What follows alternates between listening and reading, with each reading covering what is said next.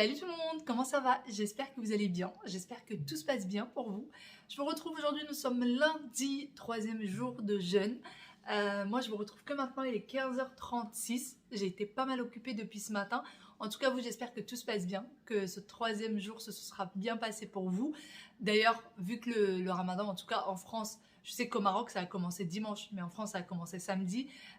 Pour les personnes qui travaillent la semaine, ils ont eu le temps en fait de s'acclimater, de prendre l'habitude tranquillement avant de retourner le lundi matin au travail. Mais par contre, les personnes qui travaillent le week-end, ça devait être assez dur, ça devait être quelque chose.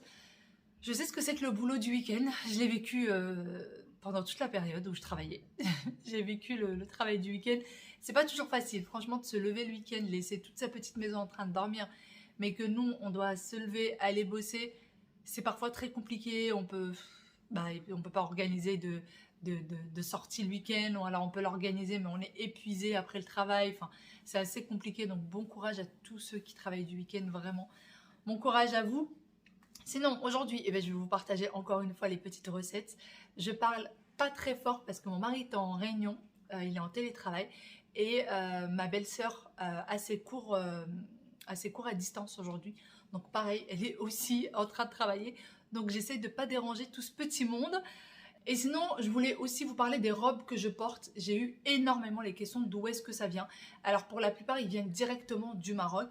Et il y en a aussi pas mal que j'ai acheté ici. Je vous ai déjà présenté la personne chez qui j'achète mes robes directement ici. Je vous mets son Instagram, vous avez des photos. Et je vous mets également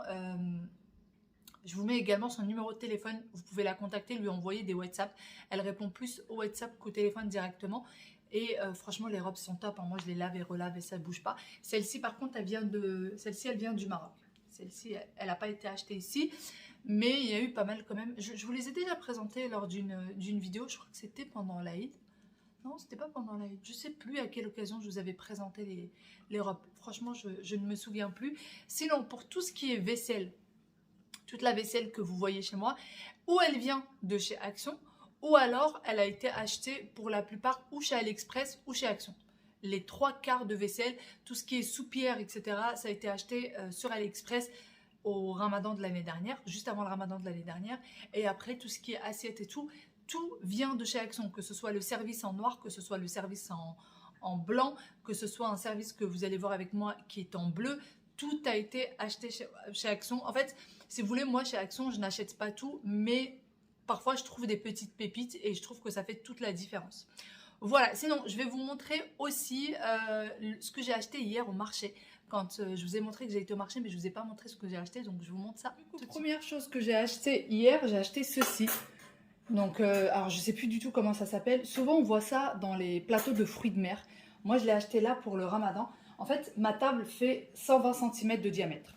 Donc, souvent, quand je pose plusieurs petites assiettes, on est vite ric-rac. Donc, je me suis dit en fait que j'allais mettre ça au milieu, juste pour vous montrer un peu comment ça va se présenter. Et en fait, supposons que ça, c'est ma soupière. Bon, là, je prends juste un plat pour vous montrer. Supposons que ça, c'est ma soupière. Et ben, je poserai ma soupière comme ça. Et comme ça me laisse en fait de la place. Alors que si je mets la soupière là, bah, tout de suite, ça prend la place. Donc, j'ai pris le socle.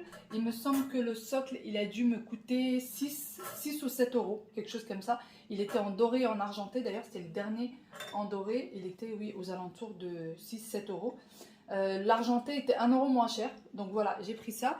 Et ensuite, j'ai pris 6 petites coupelles comme ça.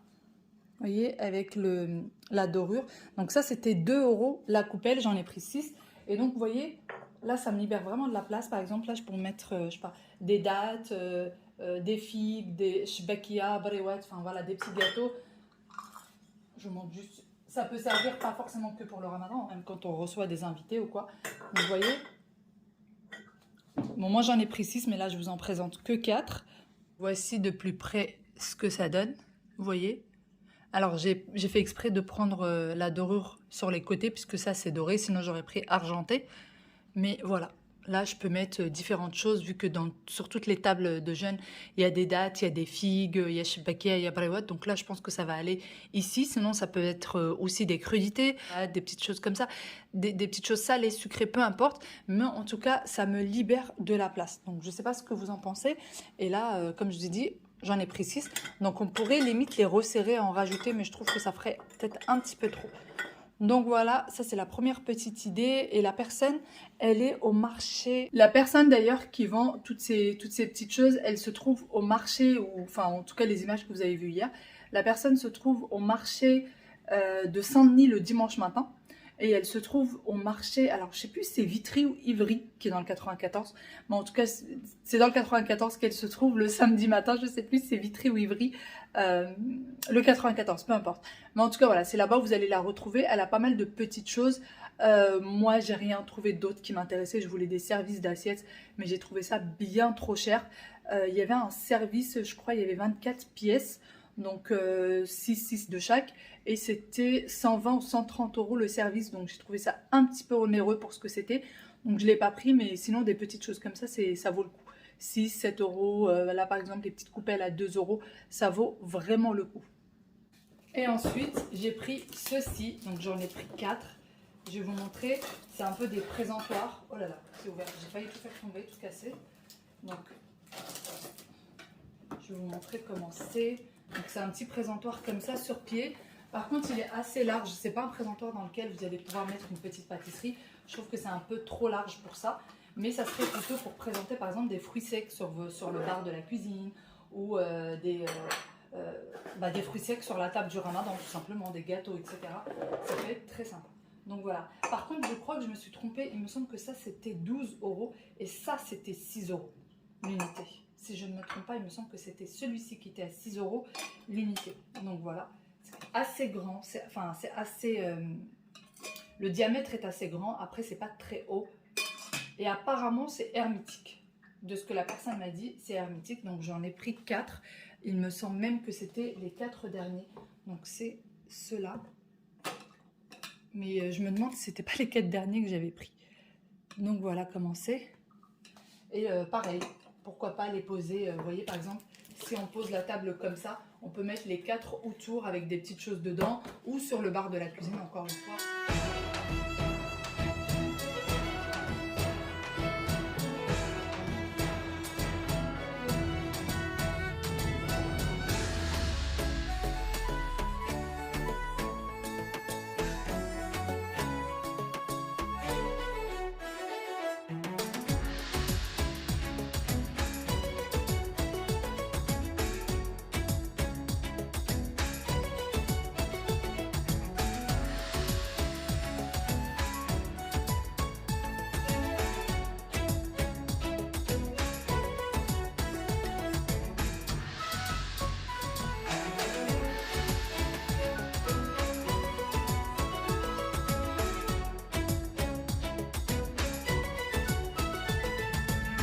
Avant de commencer à cuisiner, le plus important pour moi, c'est que le lave-vaisselle soit vide et la cuisine soit nickel. Vraiment, c'est très, très important pour moi puisque je ne sais pas cuisiner dans une cuisine où il y a du bazar, où il peut y avoir de la vaisselle dans l'évier, etc.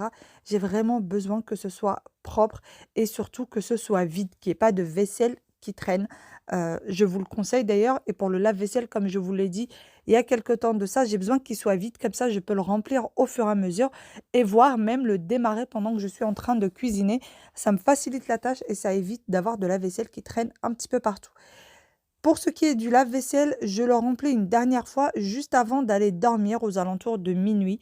Comme ça, il tourne pendant la nuit et le lendemain, je me réveille avec quasiment rien dans l'évier, à part la vaisselle pour le petit déjeuner des enfants. Et si jamais il resterait de la vaisselle dans l'évier qui n'a pas pu rentrer dans le lave-vaisselle, je la passe à la main. Donc après avoir vidé celui-ci, je vais mettre du coup la vaisselle qui est restée du petit déjeuner des enfants, la vaisselle pour le sahur et surtout la petite vaisselle que je viens d'acheter, puisque bien sûr, il faut la laver avant utilisation.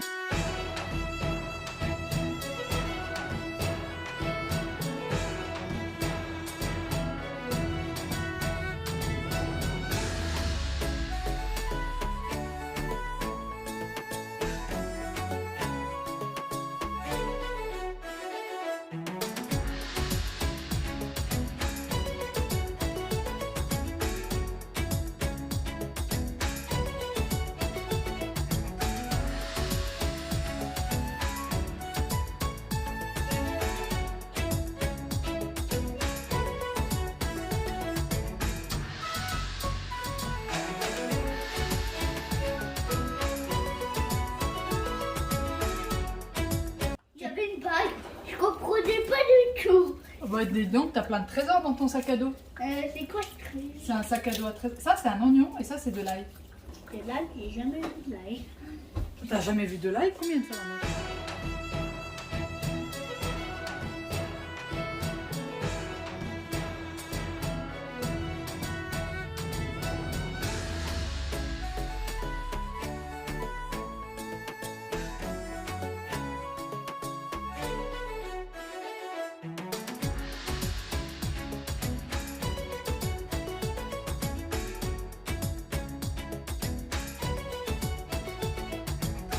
C'est parti pour une nouvelle recette d'ailleurs que j'ai découverte dernièrement et que je voulais absolument tester. Comme vous me connaissez, je change très souvent les recettes à ma manière et vous allez voir, elle est très bonne, très facile à faire, extrêmement bonne. Donc pour ça, j'ai mis des pommes de terre à cuire à l'eau et j'ai mis un filet d'huile d'olive dans lequel j'ai mis un oignon coupé en petits morceaux et des lamelles de poivron. Et je vais venir faire cuire le tout ensemble. Donc je fais revenir. Je vais rajouter également de l'ail et je vais laisser cuire le tout à feu doux en y rajoutant aussi des épices bien sûr.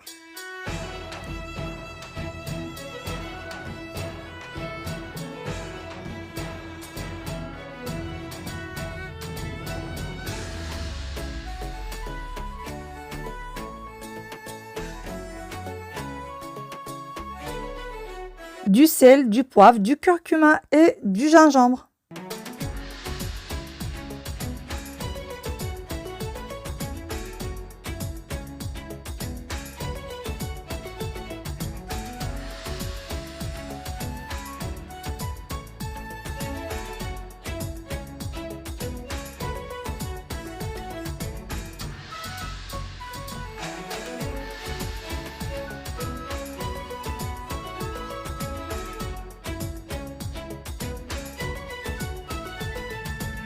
Après avoir laissé les légumes et les oignons bien réduire, j'ai rajouté du poulet, donc du blanc de poulet coupé en tout petits morceaux.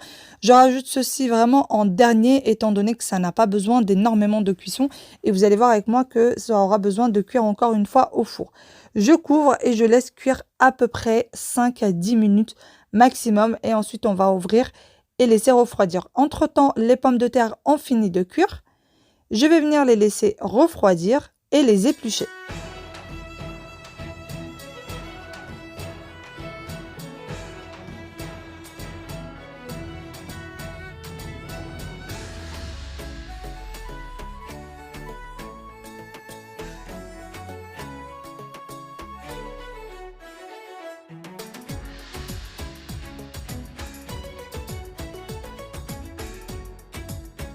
Comme vous l'avez vu avec moi, j'ai laissé cuire le poulet vraiment très doux, à feu très doux, pardon.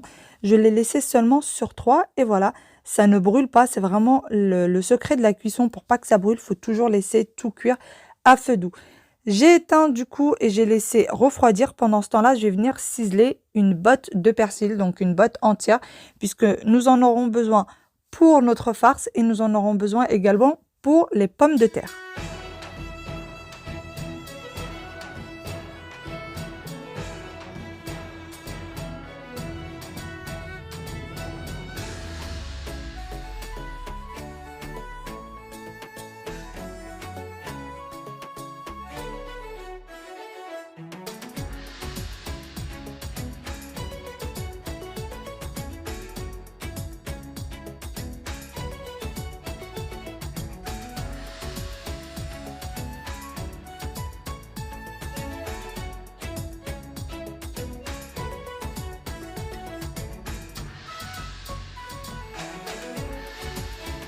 La farce continue de refroidir. Les pommes de terre, je les ai écrasées. J'ai rajouté le persil ciselé. Alors le mieux, c'est de mettre du persil frais. Ça donne toujours beaucoup plus de goût. Mais si vous n'avez pas le choix, mettez du persil surgelé. Une gousse d'ail écrasée, du sel, une petite cuillère à peu près de paprika et un petit peu de poivre également. Ensuite, je vais venir mélanger le tout. Je vais rajouter également un petit peu d'huile d'olive, un petit filet d'huile d'olive et je mélange bien le tout jusqu'à ce que le mélange devienne homogène. Par la suite, je vais rajouter une grande cuillère de maïzena et je mélange encore une fois bien le tout. Une fois que mon mélange est bien homogène, j'ai besoin d'un moule à muffins comme celui-ci et je vais venir réaliser des petites boules de pâte et la poser dans chaque petit compartiment. D'ailleurs, pour ne pas que les pommes de terre vous collent dans les mains puisque c'est extrêmement collant, mouillez-vous les mains au préalable. Donc laissez vos mains bien mouillées et ensuite quand vous allez prendre les boules de pâte, ça ne va absolument pas coller. Donc entre deux, dès que je trouve que la pâte commence à coller à mes mains, je n'hésite pas à remettre de l'eau sur les mains. Que ce soit d'ailleurs pour cette recette ou que ce soit pour la recette de marcoda, n'hésitez pas, dès qu'il y a de la pomme de terre et que ça vous colle aux mains, peu importe la recette, vous mettez bien de l'eau sur vos mains et ça va aller comme sur des roulettes. Ensuite, je vais venir la travailler avec les mains pour réaliser un peu comme un fond de tarte, tout simplement. Donc il faut que ce soit bien moulé au moule à muffin. Quand on va la retirer, on aura l'impression d'avoir la forme d'un muffin, tout simplement. Donc je fais ça avec les mains. Encore une fois, n'hésitez pas à mettre de l'eau sur vos mains quand vous êtes en train de la travailler, ça sera plus simple. Et bien faire le contour et ensuite retirer au-dessus. Si jamais vous avez de la pomme de terre qui dépasse sur le dessus, vous la retirez. Et par la suite, je vais tout simplement prendre ma farce et je vais venir la mettre au milieu. Comme vous voyez avec moi, la recette est très facile à la réalisation. Elle prend déjà très peu de temps et vraiment tout le monde en a raffolé ce soir-là. Donc je vous conseille vivement de la tester, vous en serez pas déçus.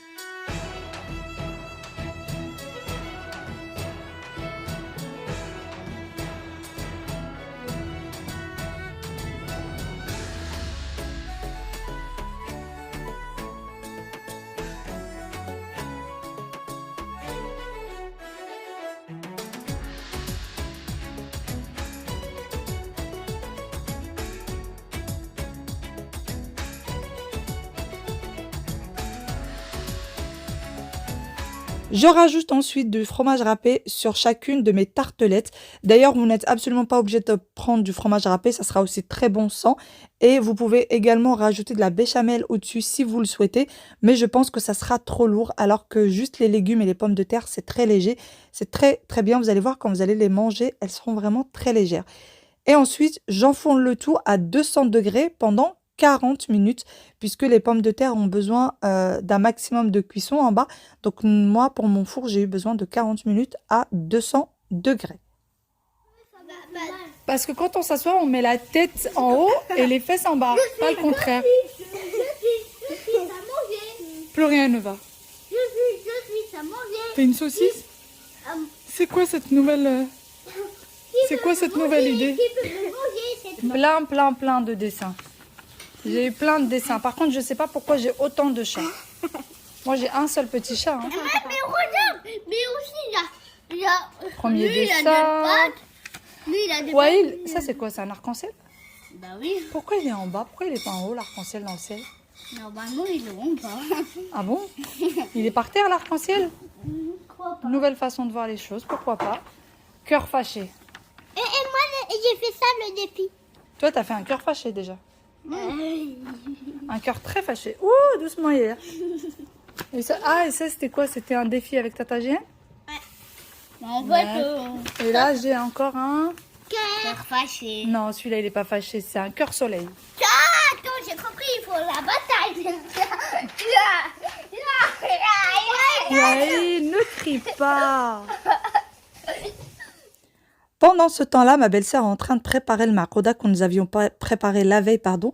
Donc, je n'avais pas tout fait cuire. Donc, comme je vous l'ai dit, moi, quand il reste de la farce, je la fais pas cuire. Je la mets au réfrigérateur et je viens le préparer que le lendemain. Comme ça, on aura l'impression que ça a été fait le jour même. Ça reste croustillant et ça reste délicieux. Donc, le lendemain, on a repris la farce que nous avions mis au réfrigérateur. On a fait encore une fois une assiette de farine, une assiette des œufs, pardon, et une assiette de chapelure. Et c'est reparti pour la même opération. Ensuite, direction le congélateur pendant à peu près une petite heure. Et ensuite, seulement, on va faire cuire le tout. Après ça, un petit moment de pause pour tout le monde. Donc, on est venu se poser un petit peu sur le canapé, reprendre un petit peu d'énergie. Et pendant ce temps-là, arrive l'heure de l'histoire avant d'aller faire un grand dodo pour les enfants. Il est 20h passées, les enfants sont déjà partis au lit depuis un petit moment.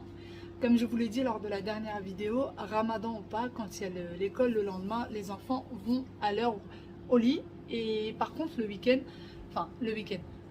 vendredi soir et samedi soir, étant donné que le lendemain il n'y a pas école, ils peuvent rester manger avec nous. Mais dès qu'ils ont mangé, ils vont au lit directement, c'est-à-dire vers 21h, puisque la rupture de jeûne est à 20h30. Donc 21h, ça y est, ils sont déjà partis se brosser les dents. C'est ce qui s'est passé du coup. Le premier jour de jeûne, c'était samedi, et vu que le lendemain, dimanche, ils pouvaient rester avec nous. Donc voilà, là on est en train de faire les dernières petites choses. On est en train de limite de poser la table et de réchauffer le semaine d'hier. Pour aujourd'hui, mon mari m'a fait le hsoua. Ça va me changer un peu de l'halala parce que je préfère le hsoua. J'aime beaucoup le halala, mais je préfère le hsoua. Voilà le hsoua pour ce soir. Hâte de déguster. Alors ma belle-sœur me dit que eux ils rajoutent de l'huile d'olive. Je sais que pareil, chez nous aussi on rajoute de l'huile d'olive et ça s'appelle comment déjà? Du thym. Oui. Voilà, ils rajoutent du thym et de l'huile d'olive. Dites-moi si vous faites comme ça. Nous on rajoute pas de thym, par contre de l'huile d'olive oui.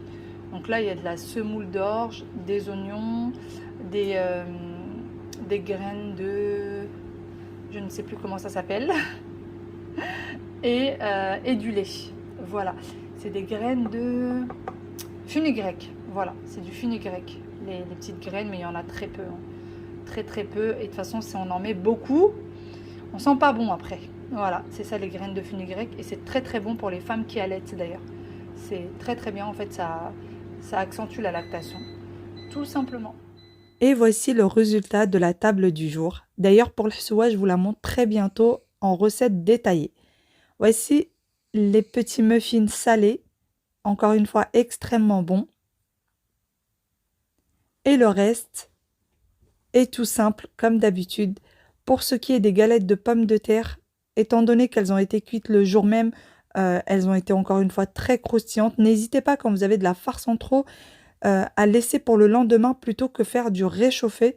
C'est toujours mieux quand vous laissez pour le lendemain et il n'y a plus qu'à confectionner. C'est très simple en règle générale. Le msemen, les œufs, l'eau, les dattes. Mon mari aime beaucoup aussi le saucisson sec pendant le ftor. En tout cas, j'espère de tout cœur que cette petite recette du jour vous a plu. J'espère qu'elle vous a donné quelques petites idées. Je vous fais d'énormes gros bisous et je vous dis à très bientôt dans une nouvelle vidéo. Pour ce qui est de l'halala, je vous l'ai montré détaillé dernièrement pour toutes les personnes qui me redemandent la recette. Mais vous inquiétez pas, demain, je dois la refaire et je vais essayer de faire de mon mieux pour vous refilmer la recette de l'halala. Je vous fais de gros bisous. À bientôt. Bye bye. Prenez soin de vous.